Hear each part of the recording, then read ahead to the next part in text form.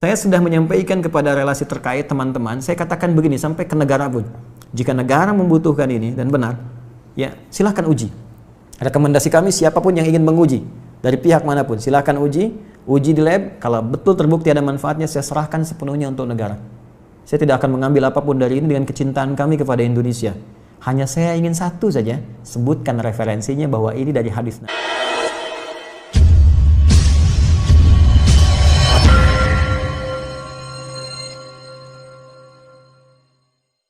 Ya, yang paling menarik ketika saya riset tentang gejala COVID-nya, dari mulai imun menurun, pernapasan terganggu, ya mulai macam-macam lah segala gejala COVID yang Anda lebih tahu di dalamnya, saya cari dalam narasi hadis-hadis Nabi, dan Masya Allah, Alhamdulillah, ditemukanlah satu herbal, saya sebut herbal, yang mencakup semua gejala tadi. Dan itu, dunia internasional pun belum masuk ke situ. Belum ada kesadaran itu gitu. Ya, saya cek kemudian di Indonesia nggak ditemukan materinya. Ini hanya ada di 2 tempat di dunia. Dan zaman Nabi sudah dipraktikkan. Ada gejala-gejala yang serupa pernah ditangani Nabi dengan pendekatan yang bisa diminum, bisa dimasukkan, teteskan ke hidung, bisa diasap gitu. Ya, itu ternyata saya cek sudah masuk jurnal, Prof sekalian. Ini materinya udah ada di jurnal, ya jurnal-jurnal ilmiah internasional. Saya ada beberapa jurnal nih yang sudah ada, ya. Tapi saya mohon maaf saya belum bisa zoom ya nanti. Maksud saya nanti saya bikin statement di akhir.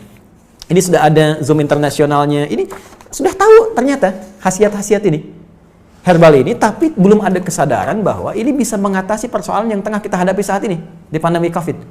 Ya, saya keluarkan itu, saya lacak hadisnya dari sejak 18 Maret saya usahakan saya dapatkan dari sahabat kami karena ini hanya dapatkan di 2 tempat di dunia, ya. Di Himalaya dengan di Saudi bagian timur. Ini ada. Saya minta kemudian dan itu alhamdulillah ada. Saya cobakan, ya kita treatment beberapa teman-teman yang isolasi mandiri ya karena di rumah sakit kan tidak mungkin karena protokol kesehatan. Tapi menariknya kalau ada izin dari keluarga untuk kepentingan pribadi boleh jadi pendamping suplemen. Kami 6 bulan coba ujikan itu sampai dengan sekarang rekornya 100%. Hanya 3 hari paling lama. Ya.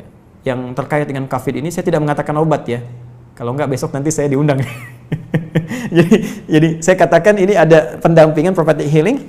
Kemudian saya sempat share juga Zoom dengan beberapa 9 direktur rumah sakit, kita berikan bantuan juga itu dengan skala yang sangat terbatas. Dan menariknya, saya coba pesan itu 1 kali lewat online.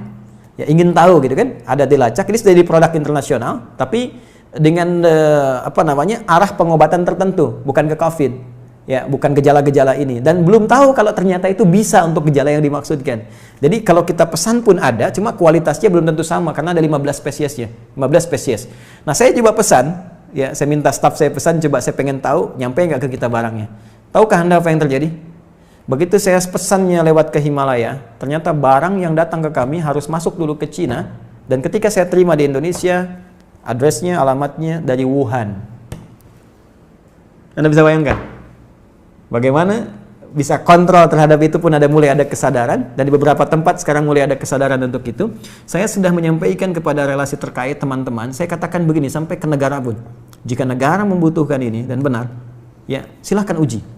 Rekomendasi kami siapapun yang ingin menguji dari pihak manapun, silahkan uji di lab. Kalau betul terbukti ada manfaatnya, saya serahkan sepenuhnya untuk negara. Saya tidak akan mengambil apapun dari ini dengan kecintaan kami kepada Indonesia. Hanya saya ingin satu saja, sebutkan referensinya bahwa ini dari hadis Nabi. Itu saja. Ya, jadi saya juga challenge teman-teman yang di Unhas, nanti boleh timnya main ke sini, Anda boleh analisis, saya serahkan nanti jurnal-jurnalnya, dipelajari dan sebagainya, hadis-hadisnya, tapi infonya kami sudah 6 bulan melakukan treatment dengan pendekatan prophetic healing ini dan hatinya 100% sampai dengan hari ini. Alhamdulillah, termasuk kemarin yang di media-media yang diinfokan kolega-kolega pejabat-pejabat ada yang kami support itu dan mereka menginfokan juga sangat luar biasa. Ini bisa juga untuk diabetes, bisa. Kemudian kemarin ada yang kompleks antara diabetes dengan liver, dia menggunakan medis, ya medis belum ada pengaruh, mungkin belum cocok saja, mohon izin, ya. Lalu coba kami support dengan itu, dia selesaikan medisnya, dia tidak minum dulu, dia konsumsi itu, kami berikan, karena ini hanya 2 pekan. Hanya boleh dikonsumsi dalam 2 pekan, kemudian selesai. 1 pekan baru nyambung kembali. Apa yang terjadi? Hanya dalam 3 hari, terjadi pemulihan yang sangat luar biasa, dia sudah bisa ke masjid, sudah beraktivitas, dan sudah normal kembali. Saya ingin katakan begini, betapa ini rahmat untuk kita dalam aspek muamalah. kita bisa terbuka, bangsa kita bisa lebih kreatif, bikin APD, bikin peluang, bikin macam-macam. Semua sifat makro dalam bernegara itu bisa kita dudukan di sini. Yuk, dari segi ekonomi apa sih yang bisa kita ambil manfaat dari sini? Jangan dikeluhkan semua. Ya, dari segi ibadah sudah selesai tadi. Ya, dari segi kehidupan sosial seperti apa? Ada banyak hikmah yang bisa kita gali. Silaturahim, penguatan di keluarga, ya, penguatan di kampus dan sebagainya. Oke, sekarang kita kembali. Apa itu syifa? Syifa sering diterjemahkan dengan obat. Ya, penawar. Syifa sesungguhnya punya arti yang lebih luas. Ya, obat itu di dalam Al-Quran, bahasa diksi Al-Quran, juga hadis, bahkan standar bahasa Arab biasa, itu setidaknya punya dua, ya, diksi dari dua kasus yang terjadi. Ya. Satu begini, jika penyakit ya, yang butuh obat, penyakitnya itu berupa penyakit fisik saja, secara fisikal. Misal, saya katakan misalnya sakit gigi, fisik ya, fisik saya yang kena. Kemudian sakit perut, sakit kepala. Itu penyakitnya disebut dengan daun. Daun. Oke? Penawarnya, obatnya disebut dengan dawaun. Ini. Baik kan? Ya. Karena itu ada kalimat begini yang disandarkan pada Nabi SAW, likulli da'in dawaun. Di setiap penyakit fisik itu mesti punya keyakinan pasti ada obatnya. Jelas ya? Nah, yang kedua, ada jenis penyakit terkait dengan fisik juga, tapi sudah melewati batas-batas dawa. Jadi ini menggunakan obat medis standar, ya, ini susah. Bahkan sebagian mengatakan, dokter mengatakan, wah ini nggak bisa nih, udah give up gitu kan?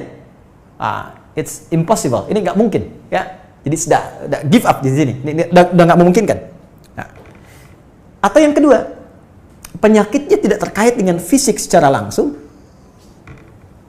tapi ada yang terkait dengan aspek-aspek psikal, ya, secara psikologis, penyakit hati, iri hati, dengki, dan dendam, dan itu juga berpengaruh kepada fisik, tapi sudah melampaui batas fisik.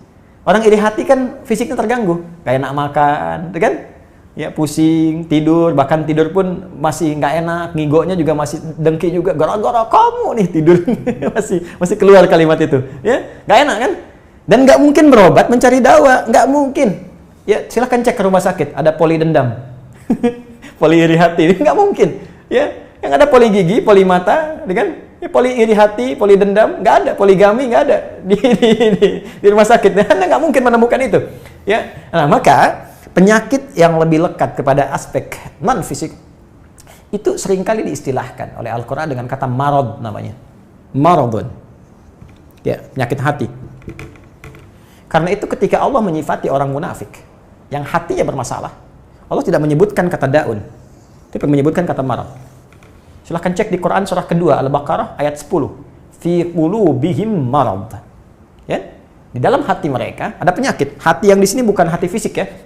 Ya, tapi sumber kehidupan kita yang ditetapkan oleh roh. Nanti ketika fisik itu mulai sempurna selama 4 bulan jadi mudghah.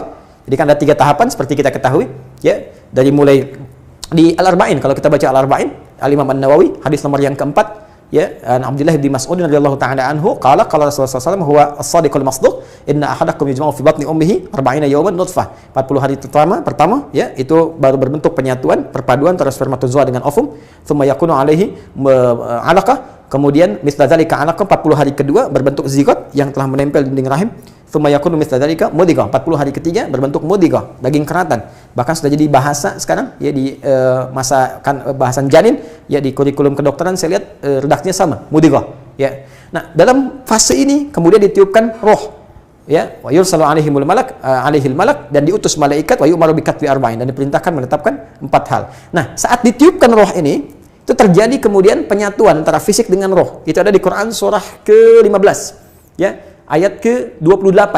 Ya, wa idz qala rabbuka lil malaikati inni khaliqun basyaran min salsalin min hama'in masnun fa idza sawaituhu wa nafakhtu fihi min ruhi. Jadi roh masuk ke dalam jasad seseorang, ya ke dalam fisik seseorang, ketika sudah masuk dia bisa bernafas kan, ada kehidupan, unsur kehidupan. Karena itu nafas terambil dari bahasa Al-Quran. Jadi begitu kemudian sudah masuk roh ke dalam jiwa, menjadi nafas namanya, berubah dari roh jadi nafas. Ya, maka dia membawa dua potensi. Ya, ada fujur, ada takwa. Di Quran surah 91 ayat 7 sampai 10. Wa nafsi wa ma sawwaha fa alhamaha fujuraha wa taqwaha.